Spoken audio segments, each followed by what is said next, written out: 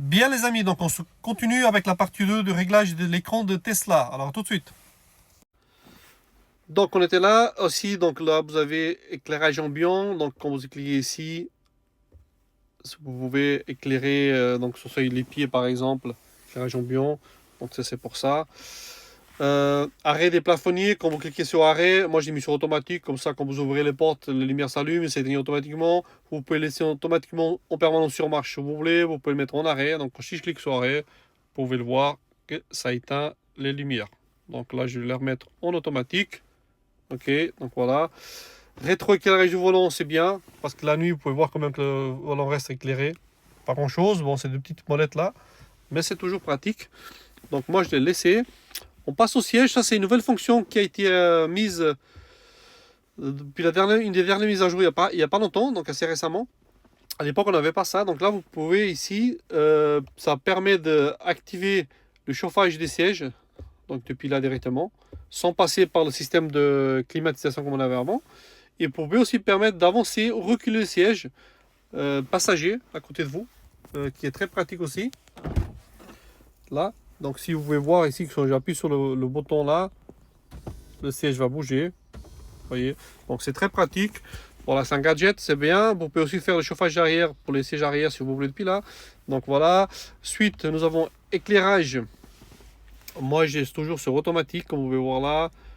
Réduire la lumière bleue, c'est bien pour la nuit, surtout les couleurs plus chaudes, je trouve que c'est bien. Luminosité, comme je disais tout à l'heure, donc vous pouvez la régler là, ou directement sur la barre de luminosité que je vous ai montré tout à l'heure ici en bas, ou en automatique. Caméra d'angle mort. Ça c'est bien parce que quand vous mettez votre clignoteur par exemple, ça fait que la caméra s'affiche. Par exemple ici, vous voyez.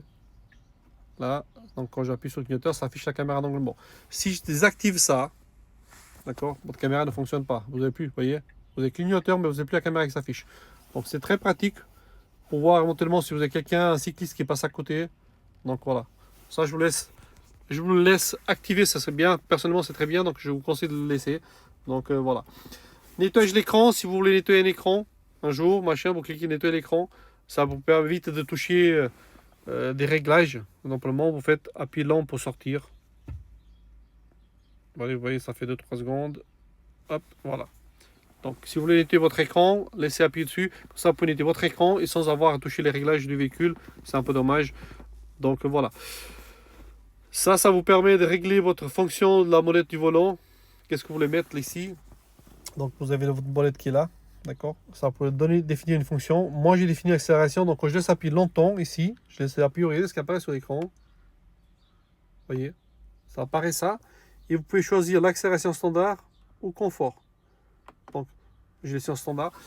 Mais par contre vous pouvez choisir d'autres choses. Vous n'êtes pas obligé de mettre que ça. Donc si vous voulez ici, vous avez plein de fonctions, hein. Vous pouvez mettre la caméra, le dégivrage, le volant chauffant, vitre, essuie-glace.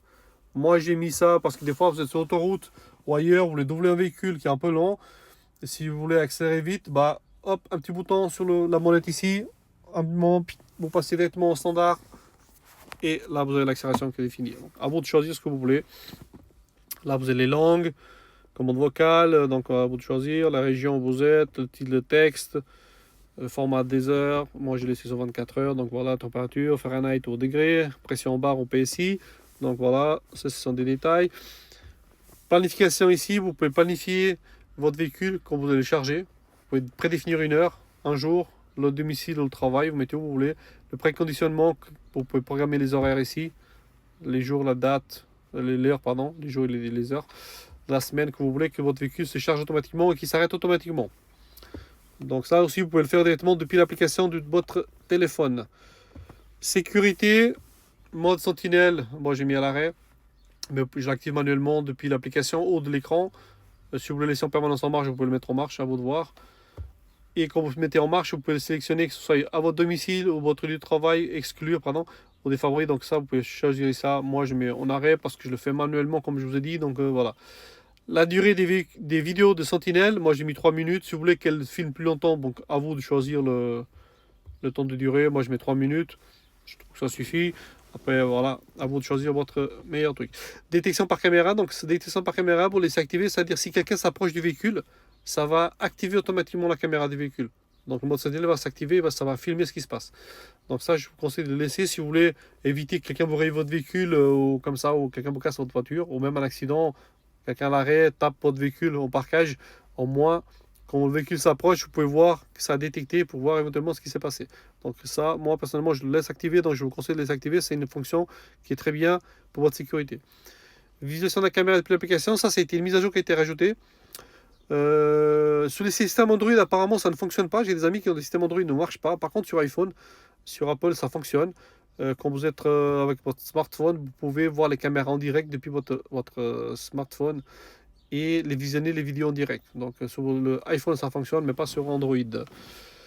Dashcam, j'ai mis automatique et avec l'accent. Donc si vous klaxonnez, ça active automatiquement aussi la dashcam.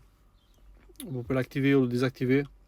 À vous de voir. Moi, je l'ai désactivé. Je peux le désactiver. Donc, ça, c'est un gadget. C'est pas très important. À vous de voir comment ça vous intéresse le plus.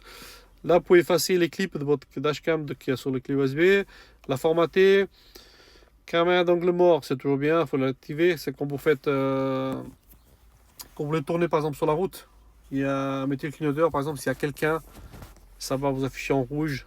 C'est très bien. Laisser l'angle mort actif. C'est très bien. Ça vous donne une sécurité en plus. L'automobile, accès. Autoriser l'accès mobile, donc ça c'est si vous voulez autoriser que votre téléphone se connecte à la voiture, donc ça je vous laisse. Conduite sans clé, ça je ne l'autorise pas, je ne vous conseille pas, pardon, ne le faites jamais, parce que n'importe qui peut prendre le véhicule pour la conduire, donc ça c'est un peu débile, excusez l'expression, mais c'est dommage que quelqu'un prenne voiture sans l'autorisation, donc vous n'avez pas de clé, pour moi c'est à vous de voir. Moi j'ai mis un pin pour le boîte à gants, quand vous avez votre boîte à gants, j'ai mis un mot de passe, comme ça les gens ne peuvent pas le voir, vous pouvez mettre un mot de passe aussi pour la conduite, si vous voulez que quelqu'un conduise votre véhicule et vous ne voulez pas qu'il dépasse les vitesses de limitation de vitesse, vous pouvez mettre un code PIN et limiter la vitesse. Par contre, là-dedans, c'est très pratique, ça c'est bien si vous prêtez votre véhicule à quelqu'un. Alors, contrôle parentaux, arrêt, donc ça c'est des gadgets, machin. Limitation de vitesse, vous voyez ici, comme je disais tout à l'heure. Limitation de vitesse, je l'ai mis à 130 ou 131, on va mettre 130. Si vous prêtez votre véhicule à quelqu'un, vous mettez ici code PIN, limitation de vitesse, il va demander un code PIN, vous faites votre code PIN, et la personne qui produit votre véhicule, elle ne pourra pas aller plus vite que 130 km/h. Ça, c'est un truc qui est bien, ça vous évite les radars ou les excès de vitesse. Donc ça, à vous de voir. Moi, je ne l'ai pas activé pour l'instant, mais vous pouvez le faire. Ça, c'est pour l'été, prochain de l'habitacle, on ne va pas rentrer dans les détails pour l'instant.